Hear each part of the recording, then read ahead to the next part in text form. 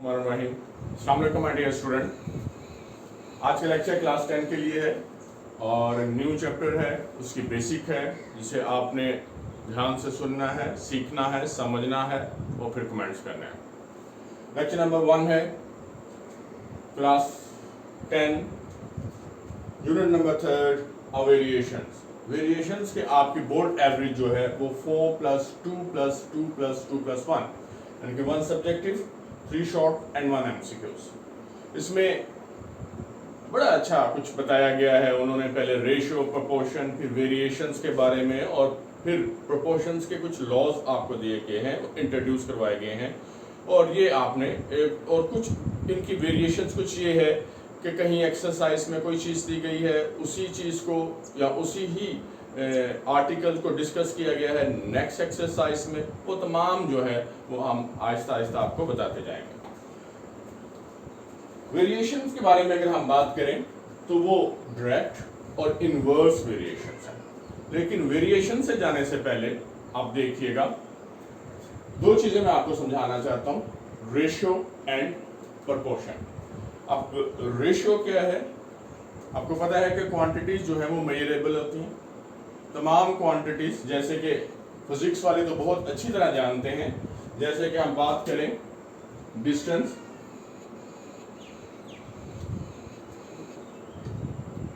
Time या मास। Basic को हमने ले लिया। डिस्टेंस को आप मेजर करते हैं किलोमीटर में, टाइम को आप सेकंड और मास को आप किलोग्राम में कीजिए। अब डिस्टेंस की कोई भी क्वांटिटीज हैं, मसलन 5 km और 10 km, हम कोई भी वैल्यूज ले लेते हैं, 5 km 10 km। अब इसमें आप देखें कि km और km यानी कि ये डिस्टेंस क्वांटिटीज हैं और डिस्टेंस लाइक है। लाइक मीन एक जैसी, आपने एक जैसी आपने बेसिक क्वांटिटीज ले लेनी है। उनके दरमियान जो ताल्लुक या रिलेशन होगा, that is said to be a ratio. That अगर हम टाइम के बारे में डिस्कस करें तो टाइम में सेकंड है, 1 आवर 5 सेकंड या 50 सेकंड, तो इन दोनों के दरमियान एक ताल्लुक जो है वो रेशियो कहलाएगा। और इसी तरह मास जो है, किसी की मेजरमेंट जो है, आप 5 kg 10 kg 20 kg, इनके दरमियान एक रिलेशन जो है, it is said to be a ratio. अब इन चीजों को देखिएगा, अलाइक क्वांटिटीज जो है हमेशा आपको रेशियो में लेके आइएगा। रेशियो को ऑलवेज आप इसे इस तरह मेजर कर सकते हैं। एक बात और समझ लीजिएगा, अगर km है और दूसरी साइड पे आप m है, तो दोनों की यूनिट्स को आपने सेम रखना होता है। ये तो था हल्का सा काम रेशियो का। अब प्रोपोर्शंस क्या है? ये स्टेटमेंट है। Proportional is a statement between the two ratio. अब एक रेशियो तो आपने ये डिस्टेंस की ले ली, एक आप टाइम पे ले लीजिएगा, यानी कि यहां डिस्टेंस और यहां टाइम। अब इनके दरमियान आप कोई भी ना कोई मेजरमेंट ले आते हैं।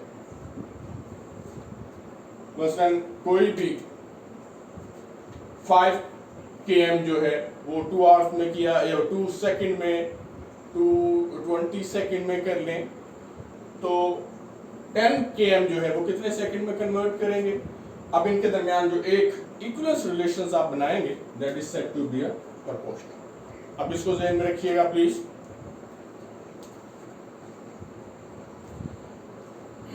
नाउ नेक्स्ट पे आए,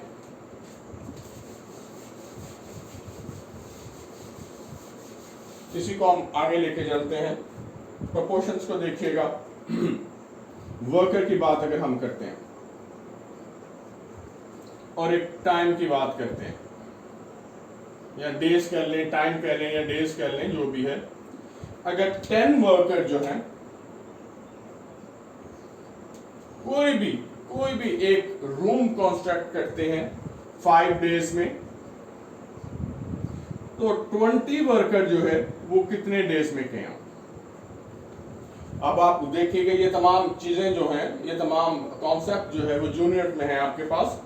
10 वर्कर्स 5 डेज, 20 वर्कर कितने होंगे? तो डेफिनेटली आपके जहन में होगा कि वर्कर अगर ज्यादा होंगे तो टाइम कम होगा, यानी कि एक क्वांटिटी का बढ़ने से दूसरी क्वांटिटी जो है वो कम हो रही है। एक जहन में रखिएगा ये। अब आगे देखिएगा, फर्स्ट कर लीजिएगा, एक है सर्कल को हम डिस्कस कर रहे हैं, वो रेडियस है, और डायमीटर कर लें या सर्कमफ्रेंस कर लें।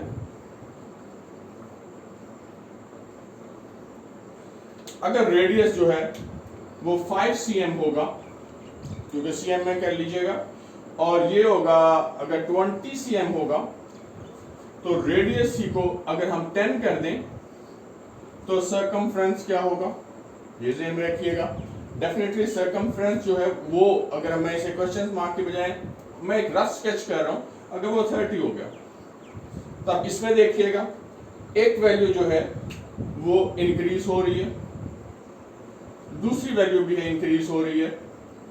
अब दो चीजें आपके सामने आ गई, दो स्टेटमेंट्स आपके सामने हैं। एक में ये है कि एक क्वांटिटीज का इंक्रीज होकर दूसरी क्वांटिटीज का डिक्रीज होना, और एक है एक क्वांटिटी का इंक्रीज होकर दूसरी क्वांटिटी का डिक्रीज होना। जब दोनों क्वांटिटीज का आपस में जो रिलेशंस है वो इंक्रीज में है, अगर एक इंक्रीज होना दूसरा increase, first decrease second decrease, ऐसी वेरिएशंस को हम डायरेक्ट वेरिएशन का नाम देते हैं। तो ये डायरेक्ट वेरिएशन है।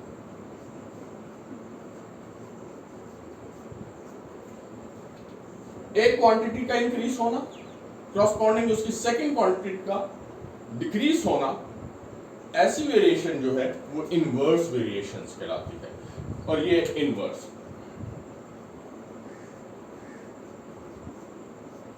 अब इन चीजों को हम कैसे मैथमेटिकली नोट डाउन कर सकते हैं वो सामने देखिएगा। यहां हमने y varies, that's a relation, y varies to x। अब यहां जो x है ये डिपेंडेंट वैल्यूज, ये इंडिपेंडेंट वैल्यूज कहलाती है,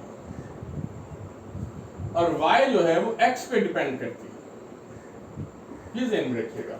और वेरीज, अगर ये दोनों का ताल्लुक बिल्कुल आमने सामने हो तो डेफिनेटली आप ये समझ लीजिएगा कि ये डायरेक्ट वेरिएशन है। वर्सेस में है, इनवर्स में आ जाए, ये वही है डायरेक्ट, ये है इंडिपेंडेंट, और this one is a dependent. अब इसमें देखिएगा वेरिएशंस में एक जो है वो अपवर्ड में है और सेकंड जो है वो डाउनवर्ड में है।